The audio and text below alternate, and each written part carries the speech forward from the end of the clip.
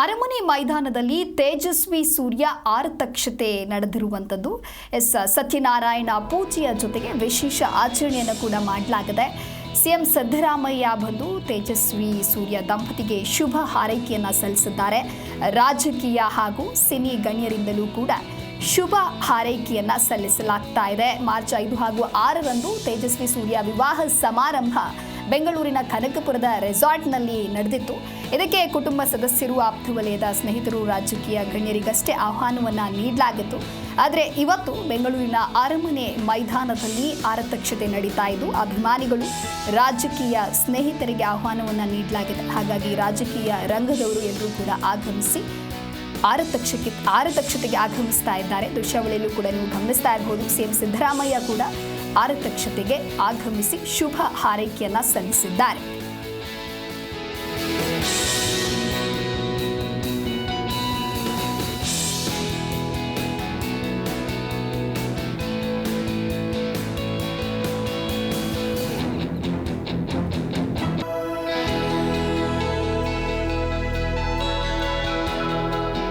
ಅರಮನೆ ಮೈದಾನದಲ್ಲಿ ತೇಜಸ್ವಿ ಸೂರ್ಯ ಆರತಕ್ಷತೆ ನಡೀತಾ ಇದೆ. ಈ ಒಂದು ಆರತಕ್ಷತೆ ಸಮಾರಂಭಕ್ಕೆ ಸಿಎಂ ಸಿದ್ದರಾಮಯ್ಯ ಕೂಡ ಆಗಮಿಸಿ ಶುಭ ಹಾರೈಕೆಯನ್ನ ಸಲ್ಲಿಸಿದ್ದಾರೆ. ಜಮೀರ್ ಅಹಮದ್ ಖೂನ್ ಇವರು ಕೂಡ ಇವರ ಒಂದು ಆರತಕ್ಷತೆಗೆ ಆಗಮಿಸಿದ್ದಾರೆ. ಹೀಗೆ ರಾಜಕೀಯ ಹಾಗೂ ಸಿನಿ ರಂಗದ ಗಣ್ಯರು ಆಗಮಿಸಿ ಶುಭ ಹಾರೈಕೆಯನ್ನ ಸಲ್ಲಿಸ್ತಾ ಇದ್ದಾರೆ.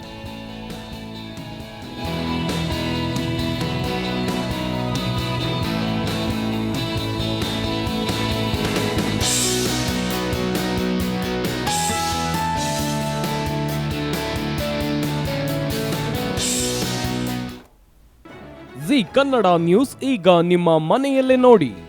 ಎಲ್ಲ ಕೇಬಲ್ಗಳಲ್ಲಿ ಈಗ ಲಭ್ಯ.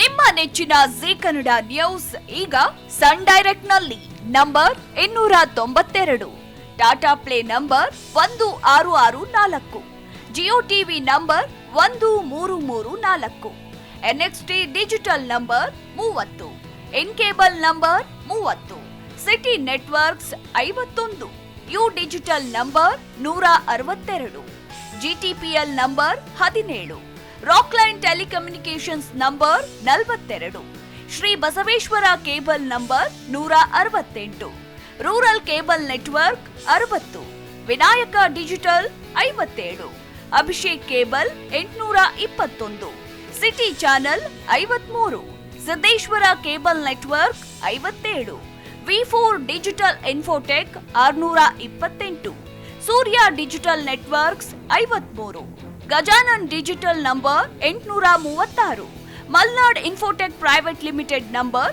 56, Metrocast number 830, Victory Digital number 167ರಲ್ಲಿ ನೋಡಿ ಆನಂದಿಸಿ.